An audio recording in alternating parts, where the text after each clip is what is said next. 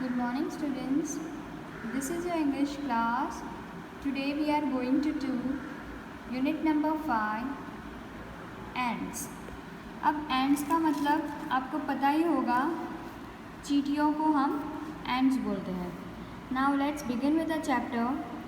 The following behavior was noticed by a scientist who was making a study of ants. तो ये जो chapter है और chapter के अंदर जो जो चीज़ बताई गई है चींटियों के बारे में, वो किसने लिखे है? वो एक साइंटिस्ट है जो चींटियों की पढ़ाई कर रहे थे, तो उन्होंने ये जो बिहेवियर है उनका वो नोटिस किया था. A number of ants were down in a pit. Pit का मतलब होता है होल. तो थोड़ी चींटियाँ होल के अंदर थी. Where they had killed some flies and other insects for food. और वहाँ पर उन्होंने कितने फ्लाइज और कीड़े मकोड़े को मार दिया था अपने खाने के लिए. The ants began fetching the small bits of these insects up to their ant hill. तो वो जो चींटियाँ थी उन्होंने फैचिंग मतलब ले जाना, यहाँ से वहाँ ले जाना. स्मॉल बिट्स, बिट्स मतलब पीसीस, वो छोटे छोटे जो पीसीस थे कीड़े मकोड़े के, वो अपने जो होल था उसके ऊपर एंट हिल जिसको कहते हैं वहाँ पर ले जा रहे थे, अपने घर ले जा रहे थे. This was arduous work for them. Arduous मतलब मुश्किल, डिफ़िकल्ट. तो ये जो काम था वो बहुत ही मुश्किल था वो लोग के लिए.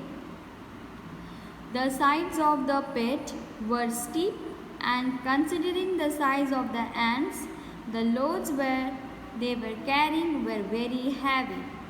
तो जो पिट मतलब होल के जो साइड्स थे, जो कोर थी, वो बहुत ही स्टिप मतलब शार्प, नोकीली थी.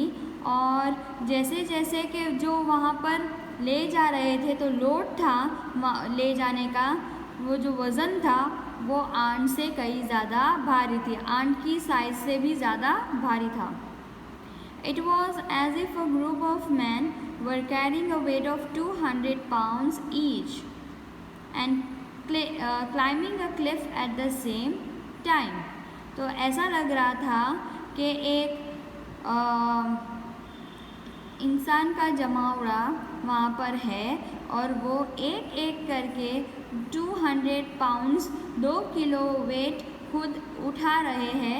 वैसा लग रहा था कि आंट्स भी इतना सारा बोझ, इतना सारा वज़न, वेट उठा रहे थे.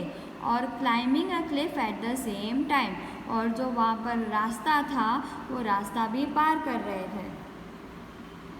The ants immediately organized the work in this way.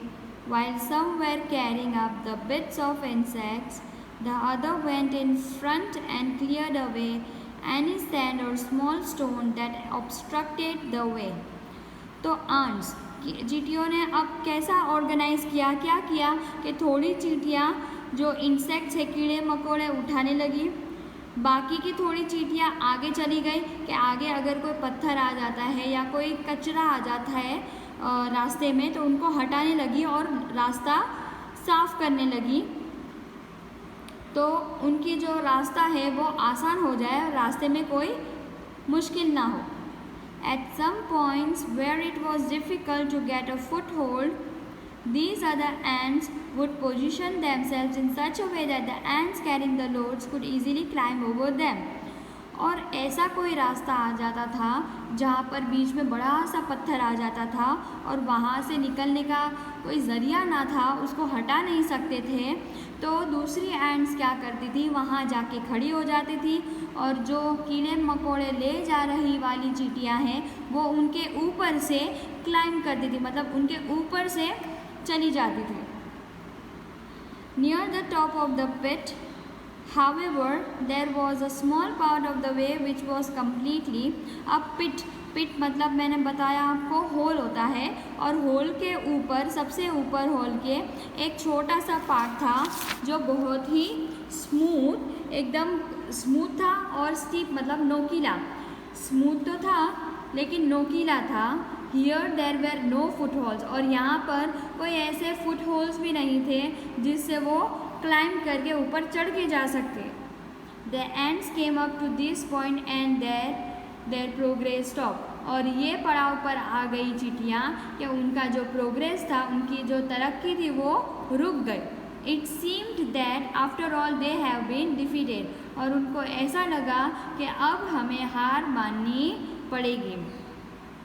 Of the many ants which tried to climb this path, only one reached the top। और कई सारी चींटियों ने ये जो पड़ाव था वो पार करने की कोशिश की, लेकिन एक ही चींटी ऊपर तक पहुंच पाई। This one was immediately met by a number of ants from the ant hill. और वो वहाँ पर जाके बाकी की जो एंट हिल मतलब उन लोग के घर के पास जो चींटियाँ थी उनसे वो मिली। To whom it conveyed a message and now an amazing thing happened। और वो एक चींटी जो ऊपर चली गई उसने क्या किया, वहाँ पर जाके एक मैसेज दिया और उससे क्या हुआ, एक बहुत ही अमेजिंग चीज़ हुई, उससे बहुत ही अच्छी चीज़ हुई। वो क्या हुई हम देखेंगे। The ants at the top began climbing down into the pit backward।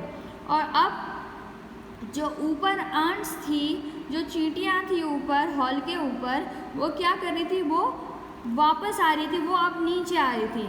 Each holding the tail end of another ant in front. और एक दूसरे का हाथ पकड़ के वो एक पूरी चेन बना रही थी। In this way an ant chain was soon form which slowly drop down.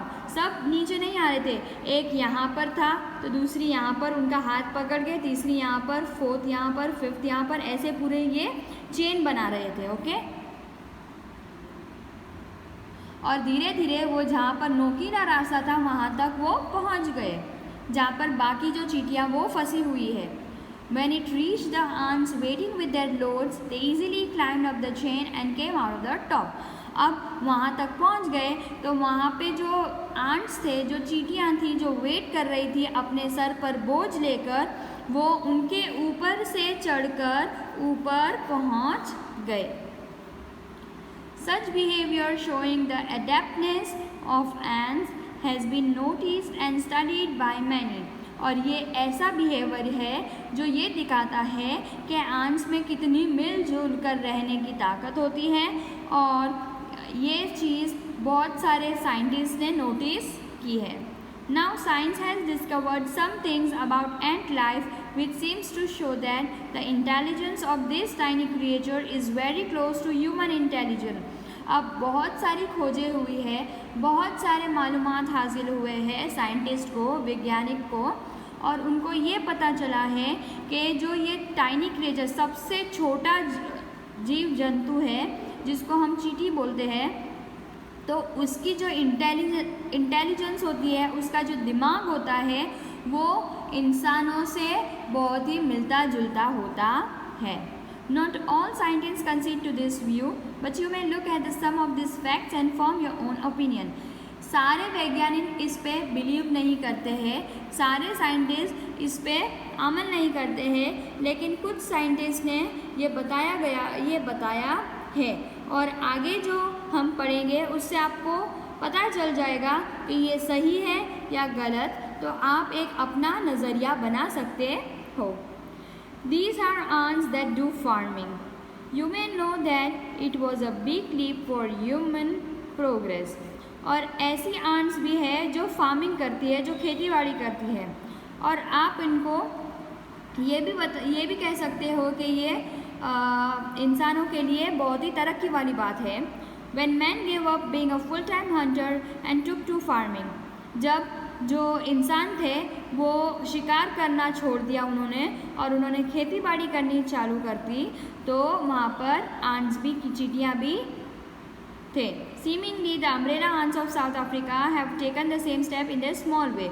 और ऐसे ही जो अम्ब्रेला आंट्स जिसको बोलते हैं, जो साउथ अमेरिका में पाई जाती है, उन्होंने भी ये सेम चीज़ करी है। They are called by that name because they are often seen carrying large pieces of leaf over their heads like umbrella। और उनको ये नाम इसलिए दिया गया है कि वो जो चींटियाँ हैं वो अपने सर पर एक बड़ा सा पत्ता, लीफ का पत्ता लेकर घूमती है, जैसे कि वो अम्ब्रेला, जैसे कि वो छतरी लेकर घूम रही हो, इसलिए उनको अम्ब्रेला आंट्स नाम दिया गया है। They take these pieces of leaf to their nest, और ये जो लीफ है वो अपने घोंसले तक ले जाती है। कौन? एंड्स, चींटियाँ। Where they chew them up nicely, और वहाँ पर जाकर ये जो पत्ते हैं वो उनको चबाते हैं। Afterwards they make beds of this chewed up leaf, और जो चबाने के बाद जो निकलता है उससे वो अपना बेड बनाते हैं, अपना सोने का बेड होता है ना वो बनाते हैं। On these beds grow a kind of fungus which is the food of ants, और ये बेड जो बनता है वहाँ पर एक फंगस तारी होता है, तो उससे क्या होता है कि जो ants होती है, जो चींटियाँ होती है, वो अपना खाना खुद बनाती है वो फंगस को खाकर।